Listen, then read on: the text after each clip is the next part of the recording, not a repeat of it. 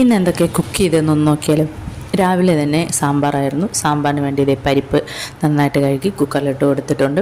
ഒരു 3-4 വിസിൽ ഇട്ടപ്പോഴത്തേക്കും നന്നായി വെന്ത് വന്നിട്ടുണ്ട്. പിന്നെ അതേ സാധാരണ പോലെ പച്ചക്കറിയെല്ലാം ഇട്ട് കൊടുത്ത് സാമ്പാറിന് വേണ്ട പൊടികളെല്ലാം ഇട്ട് കൊടുത്ത് കുക്കർ അടച്ചു വെച്ച് അത് കഴിഞ്ഞിട്ട് ഇഡലിയായിരുന്നു. ഞാൻ ഇന്നലെ തന്നെ മാവ് നന്നായിട്ട് അരച്ച് വെച്ചിട്ടുണ്ടായിരുന്നു. അത് രാവിലെ എണിച്ചപ്പോൾ നല്ല പരുവായി വന്നിട്ടുണ്ട്. എല്ലാ പ്രാവശ്യവും ഇങ്ങനെ കിട്ടാറില്ല കേട്ടോ, പക്ഷേ ഇന്ന് കറക്റ്റ് പരുവത്തിന് മാവ് കിട്ടിയിട്ടുണ്ടായിരുന്നു.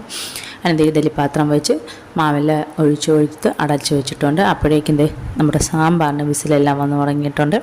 അപ്പോൾ അത് റെഡിയായി. പിന്നെ അതേ ഞാനൊരു ചെറിയ കടായി വെച്ച് കൊടുത്തിട്ട് അതിനകത്ത് സാമ്പാറിന് വേണ്ടിയിട്ട് കടുക് പൊട്ടിച്ച് ഒഴിച്ചു അതിനെ സാമ്പാറിലേക്ക് ഒഴിച്ച് കൊടുത്തിട്ടുണ്ട്. അപ്പോഴേക്ക് ഇഡലി വെന്തു. അതിനെ തുറന്ന് നോക്കിയപ്പോഴത്തേക്കും കറക്റ്റ് നല്ല പരുവായിട്ട് വന്നിട്ടുണ്ടായിരുന്നു കേട്ടോ. ഇന്ന് മാവ് കറക്റ്റ് പരുവായിരുന്നു. അത് കഴിഞ്ഞ് ബ്രേക്ക്ഫാസ്റ്റ് കഴിച്ചു. അതിനുശേഷം ചോറിന് വേണ്ടിയിട്ട് അരി കുക്കറിലിട്ട് കൊടുത്തു. രാവിലെ തന്നെ മീൻ വന്നിട്ടുണ്ടായിരുന്നു, അതിനെ അങ്ങ് വെച്ചു. പിന്നെ അതേ തോരൻ ഉണ്ടായിരുന്നു, ബീട്രൂട്ട് അരിഞ്ഞ്, അതും ഞാൻ ഇന്നലെ അരിഞ്ഞ് വെച്ചിട്ടുണ്ടായിരുന്നു. അതിനെ തോരൻ വെച്ചു.